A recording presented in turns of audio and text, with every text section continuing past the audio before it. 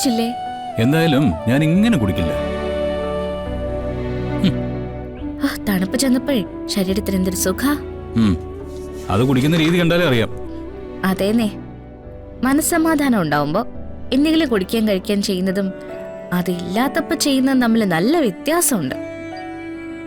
മനസ്സിൽ നിന്ന് പേടി അങ്ങ് മാറിയല്ലേ? എന്ത് പേടി? സുകുമാരി മുത്തശ്ശി പോയില്ലേ, പ്രിയങ്ക പോയില്ലേ, ആ പേടിയെ കുറിച്ചാ ഞാൻ പറഞ്ഞേ. എനിക്ക് അവരെ പേടിയായിരുന്നു എന്ന് ആരാ പറഞ്ഞേ? എനിക്കവര് ശല്യമായിരുന്നു. ആഹാ, ഒട്ടും പേടി വന്നിട്ടില്ല? ഇല്ലെന്ന് പറഞ്ഞാൽ ഇല്ല.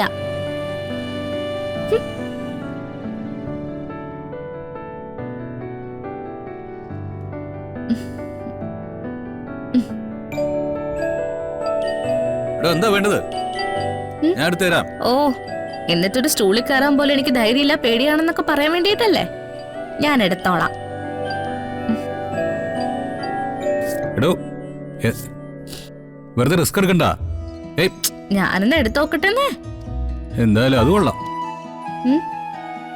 വീട്ടിൽ നിന്ന് രണ്ടുപേര് പുറത്തിറങ്ങി പോയി കഴിഞ്ഞാ ഇങ്ങനെ ഒരാൾക്ക് ചങ്കൂറ്റം വരുമോ?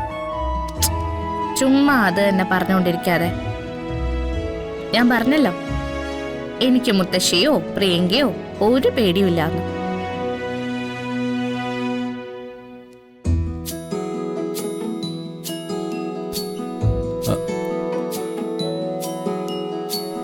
എന്താ പ്രിയങ്ക?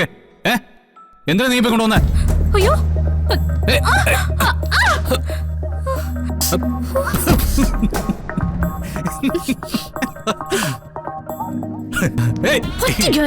എഴുതുക. എന്താ കാലൊടുക്കുന്ന തോന്നുന്നു. കാലി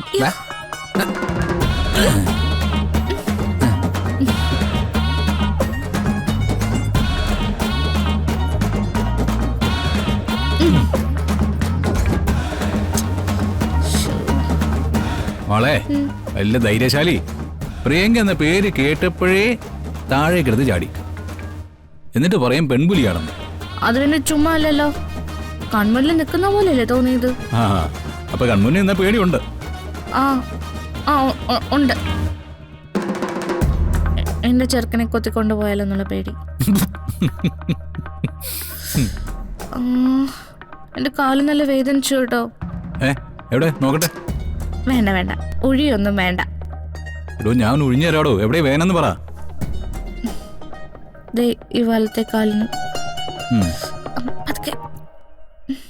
എവിടെയാ ശരിക്കും വേദന? പാദത്തില്. അതെ, ഞാൻ ഇപ്പൊ ശരിയാക്കി തരാം. ചെറിയൊരു മസാജ് കഴിയുമ്പോ അത് അങ്ങ് ഓക്കെ ആയിക്കോളും.